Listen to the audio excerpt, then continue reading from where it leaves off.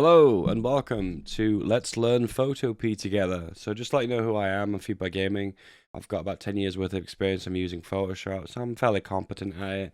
And this is, quite frankly, a Photoshop ripoff that goes straight in your browser. But best of all, it's free! Yay! And one of the coolest things of this is you can open an existing Photoshop file inside of Photopea. How amazing is that? All the layers, everything you would normally use in Photoshop at your fingertips. All the segments, layers, everything. The full enchilada. Alright, so let's learn this application together. So first of all, let's figure out how we create something new. So a new project, and we're going to do it as a thumbnail. We'll call it thumbnail project. Size for a thumbnail for YouTube. And the format has to be 1280 pixels by 720. 12 at 720. There we go. It's already set to that. Create it with a white background. Perfect. All right, so these are your projects at the very top. This works exactly the same way as Photoshop. So the existing projects stay at the top. They're like tabs on a browser.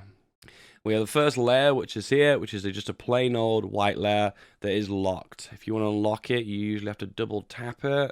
We remove the lock. Just click on the lock and it removes it, and it's a fixed layer. This is your canvas area, and this is specifically your first element to work with. So let's make a thumbnail. Normally, when I make a thumbnail in Photoshop, I base it on a previous thumbnail, so I've got something to work with, and you can kind of reverse engineer a thumbnail that's particularly worked in the past. So let's work with, let's say text. So text, first of all, we'll say this. Oh, very large. Select all. Control S. And the size here can reduce this severely. Drop it down. It's also white, so we'll make it, let's say, red. That really pops out.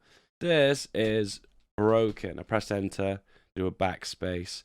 See, there's a big gap between this is broken. Okay, let's see if we can fix that. So normally it comes under text tools. Let's have a look.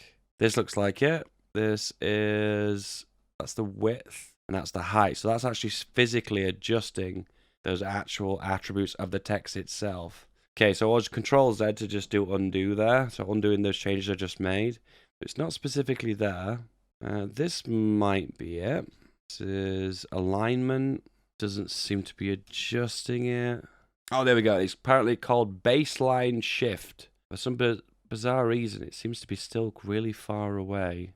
So select that, double click it with the text tool. You can see the text tools on the left here, and then we'll set it to a set amount: 100 pixels, 130 pixels, 150 pixels. This is broke, and we'll also set the alignment to centered. That looks good. I like that. And what we can also do is select this text so it aligns perfectly. First line with the second line. So go into infant, so go into text here. Properties. Once again, I'm not really familiar with the menus, so I'm still working my way around them. I'm just going to stretch the text so it fills the same, it says the same length as the word broke. You might have to go up and down. It sends off the alignment of the actual, like the blinking icon to represent where you are in the text. You just have to work with that. And then we'll make it a little bit higher too. This is broke. I like the look of that. The little tick icon on the top right there, just to confirm that's what you've done. We'll make it nice and big. If you want to make your thumbnail look nice and big and make the text very readable. This is broke. It's broken, guys. It's so broke. So what we need to do with this text is it's a bit flat at the moment, and it needs some more depth to it. So what I'm going to do is right-click on the actual text here, and then click on blending options. So with this, you can do adjustments. What I like to do is play. It's so fun to play in Photoshop. So what I'll actually do is do a bevel emboss. You can see it adds kind of like a white. It's almost like two shadows, like light hitting the bottom with a white. It's actually a light coming from the top, I would say. Light from the top and then like a darkness on the bottom. And then you can probably go with a drop shadow too. That shadow's a little bit far away. You can adjust the distance so it's a lot closer, very subtle. It looks like it looks like it pops away from the image now. So it gives some depth from 3D image, which really makes it pop on the thumbnail. You can also add a stroke too, usually a white stroke. Stroke is just a word for an outline. Why is it called something different in Photoshop? Photopea? I have no idea. We add a second stroke, which one's going to be black, so it adds an extra layer of depth. You can't see it because it's behind the white one, so we'll make this 6 pixels. No, we'll go a bit higher. Let's say 10 pixels. There you go. This is broke. And if we look back at that, Alt and scroll wheel is to zoom back and change the automatic, the zoom. You can use the zoom icon if you want. Or that's not the zoom? That's the dodge tool, apparently. Whoops, I dodged. The history is every time you make a change in Photoshop, Photopea, it will be listed here. So if you click back, it will roll back some of the changes you made. So you can see we did a transform here, we did layer styles here, and then we did the dodge tool twice here. I didn't want that, so I rolled back. There is the zoom. The zoom's here. Here we go. And you click in to zoom in, and hold Alt and left click to zoom out. Alternatively, it's just way easy never to use the zoom tool and just to use Alt and mouse wheel to zoom back in. Ooh, woo, woo. So this is broke. I'm not going to go into depth about what makes the perfect thumbnail, but all I would say is trying to make your text look a little bit like it pops off the top of the screen, so therefore it really catches the eye of the audience. I personally, with my thumbnail designs, I like white and just keep to a consistent theme of white on white. And that's not changed it. You usually have to switch them around here. So you've got like two palettes here. You've got a white and a black, and one's the foreground, one's the background. You can flip them around, and that will usually change the color, but not in Photopea. But it has to be done probably by selecting the color palette at the top here.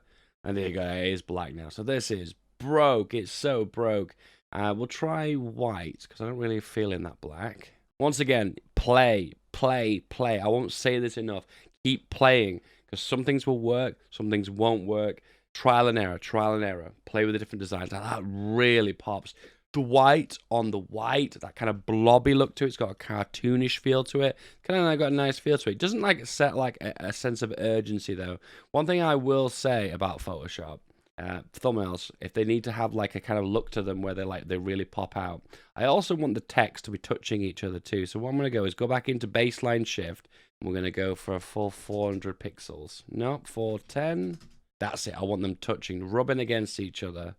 Bump and grind. That looks perfect. I like that a lot. So we need a kind of a backdrop to work with. So what I've got here is this layer called background. Because we've got more than one layer now, I can right click on this and delete it. Boom, it's gone. So we now have one layer. Now this checker design basically means transparency. And the reason why transparency isn't represented by like, I don't know, white or black, is we need to represent what is transparent and what is not. And this just works as a blank canvas to work with. So what we'll need to do is pull in an image now. We'll go into Google Images, and we'll find an image that will work. Once again, make sure you select something that's copyright free. Make sure you select something that's fairly big. As you can see, the thumbnail size isn't very big there, so you want something nice and large. You can specifically tell Google Images to select an image that is particularly large. It's under Tools, I think, and then Large. There we go. Now we're getting like 720p, 1080p, 1000 by 1000. That's pretty big. Something that's got a little bit of depth to it, that has a bit of image to it. Once again, this is just a generic thumbnail. Don't think too much about it. At the end of the day, it's just a reference point. So I control right-clicked, copied, and control V to paste that straight into the canvas. Just going to resize it. If you hold shift, it will keep the proportions. It's very important that you keep the proportions, because if you mess up the proportions, you get kind of really weird shapes, and you don't want that. So control Z, and hold shift, and then drag down the corners, and you can keep the proportions all set. Perfect. Oh, wow, UK, the main part of this image. I like that. So what's happened right now is our text has disappeared. Why has the text disappeared? Well, the reason is this image is higher up than this one. They are in order by their visibility. So in this case, this, because it takes up the entire image, it needs to go behind. So we grab it, pull it behind, and drop it. And there we go. This is broke. Move this into the top right. There we go. Oof. So that image right now really pops, really just pop off the image. So we can really see that it really jumps off the surface of the image. The white on the dark black and the dark blue and the dark black. So it really pops off the color. So we can really have images that really stands out and pops. And of course, no thumbnail is complete without an arrow, right? Arrow, images. Let's find ourselves a good arrow that we can use. That's a good one. It gives us examples of a few others that look very similar. This one's also a really good one too. Now, don't get me wrong. You can actually make your own arrow if you want to. And I've done that a few times, but I'm just kind of lazy.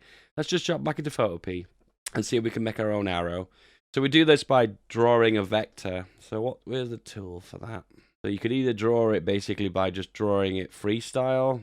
And you could do boom, boom, boom, boom, incredibly ghetto. I think it's Alt-Delete. Yeah, it is, and that's fill. And there we go, we made our own arrow. How embarrassing is that? The problem is we've done a few things wrong here. One, I understand the proportion of this arrow is awful. I understand that this side is longer than this side, and it isn't a correct sides here. It's a complete mess. We'll not worry about that.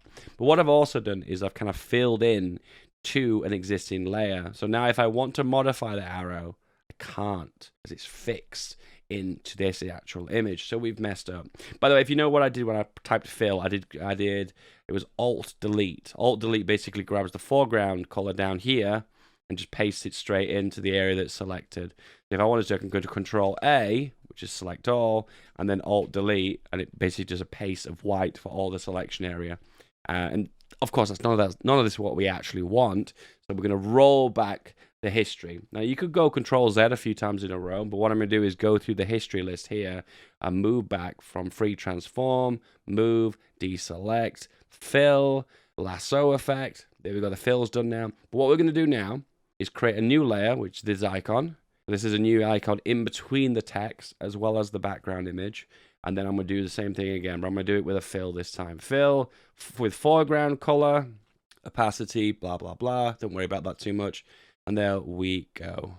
Oh, I moved that around too much. There is a way, actually, you can stop them moving. I think you can lock them. There you go, lock them. So now we can't move the background. It's fixed in just by slapping a good old lock on there. So when I Control D, removes the selection that I made with the lasso tool. By the way, it wasn't a vector, by the way. That was just me dropping actual raw pixels. So this isn't a vector image. If you zoom in, you can tell it's not a vector because you can see the individual pixels, where a vector image is... You know what? I actually don't know the answer to that, but that's the way it works. Accept it. Right, so what we're going to do with this arrow now is make it a little bit more dynamic. So what we can do is add a stroke to it. We can add a slight shadow to it. Play around as well. Inner shadow is pretty good. It gives you a little bit of depth. The bevel embossed might give you a bit of an image as well. Don't like the stroke. I think it's a little bit too big, so we'll go for 7. I think that looks pretty good. You also go for a color overlay as well to make it red. That gives it a bit more pop. And of course, we're going to select the UK, where the arrow is going to be pointing to. But luckily, in Photopea, whenever you select an image, it just automatically brings the transformation controls in, which is this tick box here. In Photoshop, it's Control-T, and that opens a new tab, so we're not going to press that again. But the transform option, I believe, is under Edit, Free Transform. It's Alt-Control-T in Photopea, because I guess it must override a shortcut for Chrome, probably. Yeah, so transformation controls, you can select them here, or you can do Control-Alt-T, which puts you into transform mode. Then we can select up to this area. Keep an eye on the icon itself, and you can see as it moves around, it gets a transform option. And we go here, transform it a bit more, adjust it around, mess with the proportions a little bit. If you want to keep the proportions, once again, you can hold down Shift, and it does that for you. Look at that arrow. Oh, that is a fantastic arrow. And just making adjustments to get it just the way we'd like it. Oh, that is beautiful. When I say beautiful, it looks absolutely awful. But once again, this is a demonstration video. We're not here to make perfection, okay? This is broke. The UK is broke. Of course, the UK is broken. Of course. What else can we insert into this image? Of course, we need a face. Face is always a common thing on thumbnails. So let's type British person and see what comes up. Oh my goodness, we have so many great examples of British people. We have Austin Powers. Oh, Mr. Boris. On Trump, interesting. Not quite British, but okay. The Queen. Oh, and this gentleman sipping a cup of tea. I like this one. This is a good one. So I'm going to use this image. Once again, it's not a very large image again, but we'll play around with it and see what we can make of it. So we copied it, Control-V to paste it in. You can actually paste it here if you want, but Control-V is still the same shortcut. All right, let's do something a little bit different. Let's resize this guy nice and big. Fill the image with him. One thing I'll note too is when you can paste in, it automatically puts it onto a new layer. So it's created a new layer and it's pasted it in. It understands this is a brand new image. So potentially it needs to have its own separate layer, or it could like override something else. Just be aware of that. It's always best to work with as many layers as possible in Photoshop, because if you start to work with one specific layer and put too many adjustments onto one layer, if you want to go back and make adjustments in future, it's more difficult. This method of keeping as many layers as possible is non-destructive. That way you can keep everything intact and make your adjustments in future. Okay, so what we want to do is chop this guy out, okay? We just want him with his T and his little pinky, but we don't want the Union Jack. I know, gasp, simultaneous gasp. So what we're going to do is we're going to select it, and then we're going to use The object selection. Ooh, I don't even know what this even means. I guess we select an object and it finds an object for us. That does not work the way I wanted to. So let's do the quick selection tool. With the quick selection tool is you click, and I believe okay, so it works a little bit differently with Photopea than just Photoshop. You have to click, and then it gathers all pixels nearby that it thinks they've got in common. So it's found this kind of like veiny, dark reddish color on his neck, cheek, and it selected them all. But what we're going to do is tell them, yeah, no, that's not quite all the pixels we want. There are more pixels we need. So we're going to simultaneously keep clicking in areas to get all the pixels that we actually want. Now, I've reached a point now, we've clicked too many times, and it's selected something that we didn't want. So what we're going to do is Control Z that, which takes a step back. You can do that through the history in the top right if you want. And what also you can do, I've just spotted as well, is you can hold Alt and left click, and that's a subtract. And you can actually see it subtract. So you can basically teach it what needs to be in and what doesn't need to be in. So we click this because it wants to be in, but we don't want the Union Jack. Click it in here. This little bit in between, we want him. I'll admit this tool is not as smart as the Photoshop tool. We want his hat. We want his cup. A little bit of his hand there, so we'll get rid of that. But then it's subtracted this. The tool is learning every time I make a click, so I just need to keep teaching it by making numerous clicks over and over and over again. And it's just looking for pixels that look very similar to keep them in the image. Now, we're not going to be super neat with this, okay? We're just going to try and grab as much as we can and then go from there. I'll admit this tool is a little bit ghetto. The Photoshop version is superior. So we'll select all these bits and we'll click this in. We want the cup. Oh, of course we need the cup. So it's getting a bit confused now because it's told you, I'm going to say, you didn't want this white. You didn't want this white, but you want this white. You are confusing me. What I can also do is use the, I don't know what the key's called, but it's next to OP. It's the right of O and P, and it's the large bracket, small bracket. It makes the brush tool bigger and bigger. So what I can do now is just make bigger brush strokes and therefore not have to mess around. As you can see now, the tool's getting really confused. It's like, hang on, you want some whites, but not all whites? I am so confused. And as we drag further and further, we can grab more and more. Use Alt to zoom in and zoom in on those smaller pixels. Make sure we get it nice and precise. You don't want to left click and drag. You can just make individual clicks. And you can see now I have to be more precise in these key areas. It gets a bit confused here. There we go. Oop. Don't forget you can also Control Z if you make a big mistake. But I think for the most part, we've done a really good job there. There's a bit to the right there that's been chopped. This bit in between has been chopped, and everything else has been chopped. The eyelash is going to become a bit of a problem, I can tell. Yeah, I don't really want to touch that eyelash, to be honest with you. Yeah, because it's really messing things up. There is a tool here called Refine Edge. And what you can do with this is make more adjustments, really small adjustments, by painting in the areas you want to keep. You paint white with what you want to keep, and then you paint black what you don't want to keep. And this is the area you paint it on the left. On the right side is it shows you the actual result. So we're keeping a little bit more of his eyelash there intact. But then the downside of this, we're going to be bringing more of the image back in that we don't want. But for the most part, that is absolutely amazing. That's exactly what I wanted. Okay, new layer, done. The old guy now has been made redundant because we don't need him anymore, so we've hidden him away, and here he is here in all of his glory, chopped out.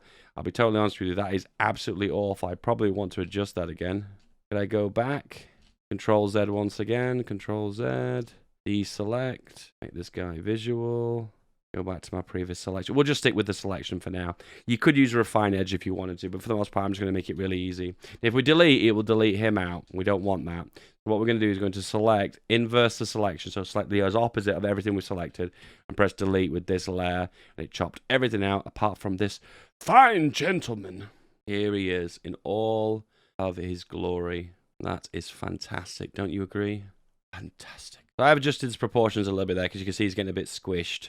And what I can do then is bring up the text at the front, the arrow too as well, the arrow up. The arrow I realize is a little bit big and it's taken out a little bit too much of the image. But for the most part, I think we've created a good image there. What we can do is go into filter.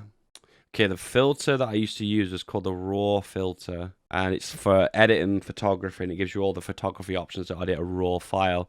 If you understand, you understand. If you don't, you don't. It's fine. But it doesn't seem to exist in Photopea, so you're going to have to manually do it. What you can do if you're looking for a specific filter is go into Filter Gallery and then pick a filter from the examples that it shows you. Let me see if it shows you. Yeah, you've got like lots of examples of things, filters you can do. Usually using a combination of filters, you can make a specific effect look in a certain way. But I'm not going to mess around with that for video. But what I am going to do is sharpen it. A really nice sharp thumbnail is usually something that really pops out. Unsharpen mask is the ability to set a scale of how much sharpness you actually want. It looks over sharpened from your experience here, but don't worry about that, because when you go back to the thumbnail, it'll really pop out from a distance. Well, there we go anyway. I think that illustrates my point. I think Control T. I'm automatically doing my classic controls here that I would normally do. Yeah, that arrow, for the most part, is absolute trash. Exactly what I thought it would be. The arrow is awful. So we're going to go with this one. By those things with the transparency, it looks like it is one that's a PNG. It used to be a GIF or a PNG. No one uses GIFs anymore. It's all PNGs, unless you want an animation anyway. Download from this website. Download. Downloaded. Boy, no, I'm not really used to this. I usually would just drag it in. So Photopea, drag it in. Loading. Oh, it actually works. Awesome. What we're going to do is right click and flip horizontally. Flip vertically as well. No, that doesn't work. Horizontally, we'll do it. Horizontally, vertically. The confusion of what is up and what is down, guys. Oh my goodness. We'll delete this previous layer. Just click on it, right click and delete. Tried our best to create a beautiful arrow, but it failed miserably. One thing to do when you're on the move tool here is remove auto select. What that'll mean is that whenever you move, you will only move the layer that you've got selected. I've noticed when you have auto select turned on, you tend to find you're clicking the wrong layer, and it's kind of a bit frustrating because you'll make movements and you have to make adjustments over and over and over again. It's just really annoying. Once again, holding shift to adjust the proportions, and we'll go for something like that. That looks pretty good, and we just rotate it. You can either rotate by right clicking on it and selecting these options. If you've not got the options for rotate, you're gonna have to go into edit and free transform again, and then select the arrow, and that looks really good. Oh my god, that is a work of art. Click OK to agree. Remove the transform option so you can see what you're looking at.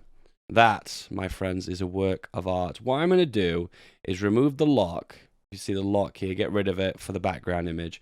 And then I'm just going to adjust the background image slightly by going into adjustments. I think it might be under hue saturation. Once again, these are things you're going to have to play around with. And with this, you can try black and white, enhancing the colors, making it darker or making it brighter, playing around with it and seeing what works the best. For the most part, actually, the original image does look the best, but it's always good to have a play around and see what works. One thing I'd like to try is adding an extra stroke. So right click on the text, blending options, add another stroke. Once again, another stroke, make it a white one. And then we can adjust the slider here, make it bigger and smaller. What you can do is just turn it off and on by clicking on the history back and forth and see what you prefer. I'll tell you one thing, when you zoom back in Photopea, it really adjusts the proportions. When you're making a thumbnail, of course, you've always got to zoom back and look at the image far away to get an idea what actually looks better. One thing I will say is when you zoom back, the image distorts really badly. This isn't a good impression of how it actually looks at this size. So that really puts me off from using Photopea, to be honest with you, but it is what it is. So you can turn it off, turn it back on again. I think it actually just looked better with the white, but it needs a little bit more extra white. So we'll make the stroke a little bit bigger. We'll say 17 pixels.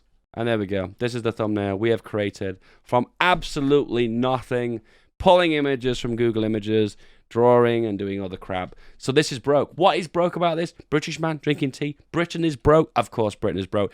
Did you enjoy this tutorial? Would you like me to go through any other tools and features that you need to look into? If you let me know if you do, and I'll do my best. All right, have a good one. Bye-bye.